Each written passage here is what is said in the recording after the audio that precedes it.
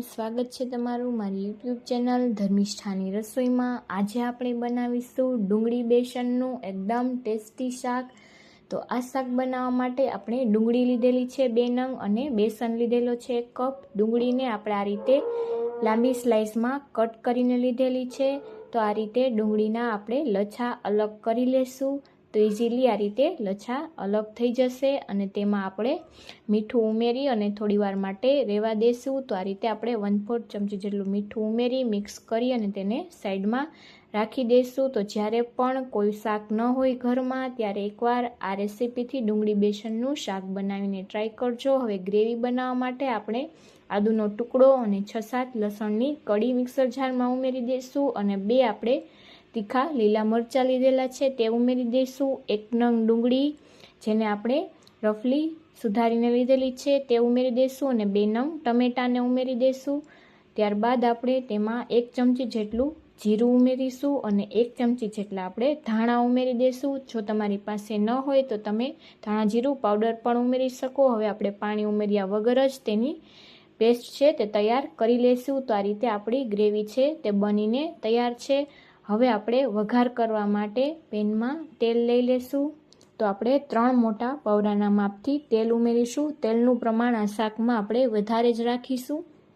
તો આપણું તેલ ગરમ થઈ જાય ત્યારબાદ આપણે તેમાં અડધી ચમચી જેટલું જીરું ઉમેરી દઈશું। ત્યારબાદ 1 તમાલપત્ર ઉમેરીશું અને 3 લવિંગ ઉમેરી દઈશું અને જીરુંને એકદમ સરસ 2 મિનિટ જેવું સાતડી લેશું। તો તમે જો ડુંગળીના ભજીયા ખાઈને થાક્યા હોય તો એકવાર આ રીતે ડુંગળીના ભજીયાનું શાક બનાવીને જરૂરથી ટ્રાય કરજો, જે ખૂબ જ ટેસ્ટી લાગે છે। તો હવે આપણે જીરું સતળાઈ જાય ત્યારબાદ આપણે જે આ રીતે ટમેટાની આપણે ગ્રેવી તૈયાર કરેલી છે તે ઉમેરી દઈશું। તો આ રીતે છાંટા ન ઉડે એ રીતે ધ્યાનથી થોડું થોડું આપણે ઉમેરી દઈશું અને એકદમ સરસ મિક્સ કરી લેશું અને તેને આપણે આ રીતે ચલાવતા રહી અને સાતડી લેવાની છે। એકદમ સરસ તેલ છૂટું પડવા લાગે ત્યાં સુધી આપણે આ રીતે સાતળતા જશું। તો ફ્લેમ છે તે આપણે સ્લો જ રાખીશું જેથી કરીને ચીપકે નહીં અને એકદમ સરસ આપણી ગ્રેવી છે તે થઈ જાય। તો આ રીતે 2 મિનિટ જેવું આપણે ચલાવશી તો ટમેટાં છે તે એકદમ સરસ કૂક થઈ જશે। તો આ રીતે સતત આપણે તેને ચલાવતા રહેશી।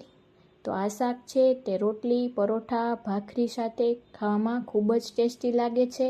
તમે જોઈ શકો છો કે 2 જ મિનિટમાં તેલ છૂટું પડી ગયું છે। હવે આપણી ગ્રેવી છે તે પરફેક્ટ કૂક થઈ ગઈ છે। તેમાં આપણે મસાલા માટે 1 ચમચી જેટલો આપણે લાલ મરચું પાવડર ઉમેરીશું અને 1 ચમચી જેટલો આપણે કાશ્મીરી લાલ મરચું પાવડર ઉમેરીશું। ત્યારબાદ 1/4 ચમચી જેટલું આપણે ગરમ મસાલો ઉમેરી દઈશું, 1 ચમચી જેટલું ધાણા જીરું પાવડર। ત્યારબાદ આપણે 1/4 ચમચી જેટલી હળદર ઉમેરી દઈશું અને મીઠું ઉમેરીશું ટેસ્ટ મુજબ। મીઠું આપણે ડુંગળીમાં પણ ઉમેરેલું છે અને આપણે બેસનમાં પણ ઉમેરીશું, જેથી આપણે જાળવીને ઉમેરીશું। તો આ રીતે બધું જ મિક્સ કરી લેશું અને ફ્લેમ છે તે સ્લો જ રાખીશું જેથી મસાલા બળી ન જાય। અને આ રીતે મિક્સ કરી થોડું પાણી ઉમેરી અને ત્યારબાદ આ રીતે આપણે ચલાવશું જેથી કરીને એકદમ સરસ મસાલા કૂક થઈ જાય અને બેસે પણ નહીં। તો સતત આ રીતે ચલાવી લેશું અને ગ્રેવી સાથે મસાલાને મિક્સ કરી લેશું। તો ઝટપટ 10 મિનિટમાં એકદમ ઇઝી આપણે આ શાક બનીને તૈયાર થઈ જાય છે અને ખાવામાં પણ ખૂબ જ ટેસ્ટી લાગે છે। તો એકવાર આ રેસીપીથી જરૂરથી આ શાક બનાવીને ટ્રાય કરજો। તો આ રીતે આપણે મસાલાને સરસ રીતે કૂક કરી લેશું ચલાવીને। તો આપણી ગ્રેવી છે તે એકદમ સરસ થઈ ગઈ છે। હવે આપણે રસો કરી લેશું। તો રસો કરવા માટે આપણે પાણી ઉમેરી દઈશું। તો આ રીતે તમારે જેટલા વ્યક્તિ માટે બનાવતા હોય તેટલા વ્યક્તિ માટે તે પ્રમાણે તમારે રસો કરી લેવાનો। રસાનું પ્રમાણ છે તે આ શાકમાં વધારે જ રાખીશું કેમ કે ચણાનો લોટ હોવાથી તે પાણીને સોક કરશે, જેથી આપણે વધારે જ પાણી ઉમેરીશું। તો હવે આપણે જે ચણાનો લોટ 1 કપ લીધેલો છે તે લઈ લેશું, તેને આપણે ચાળીને લીધેલો છે। તો તેને આપણે મોટા બાઉલમાં ઉમેરી દઈશું અને ત્યારબાદ તેમાં આપણે મસાલા ઉમેરીશું। તો 1/4 ચમચી જેટલી આપણે તેમાં હળદર ઉમેરી દઈશું, 1/4 ચમચી જેટલું લાલ મરચું પાવડર ઉમેરી દઈશું, ચપટી જેટલું મીઠું ઉમેરી દઈશું, ચપટી જેટલી હિંગ ઉમેરી દઈશું અને બધી જ વસ્તુને આપણે લોટ સાથે એકદમ સરસ મિક્સ કરી લેશું. તો આ રીતે મિક્સ થઈ જાય ત્યારબાદ આપણે પાણી ઉમેરતા જઈ અને આપણે બેટર તૈયાર કરવાનું છે.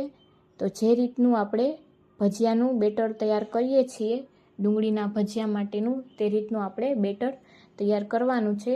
તો તેમાં આપણે થોડું થોડું પાણી ઉમેરતા જશી અને આ રીતે મિક્સ કરતા જશી. તો આ રીતે એક જ દિશામાં ચલાવી અને આપણે મિક્સ કરી લેશું.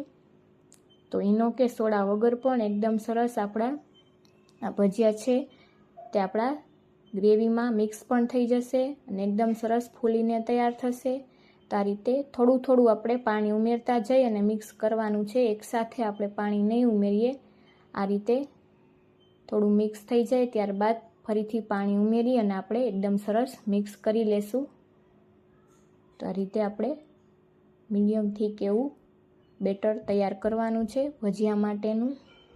તો સતત આ રીતે ચલાવતા રહી અને મિક્સ કરી લેશું. ત્યાં સુધીમાં આપણે જે રસો છે, આપણી ગ્રેવી છે, તે પણ એકદમ સરસ ઉકળી જશે.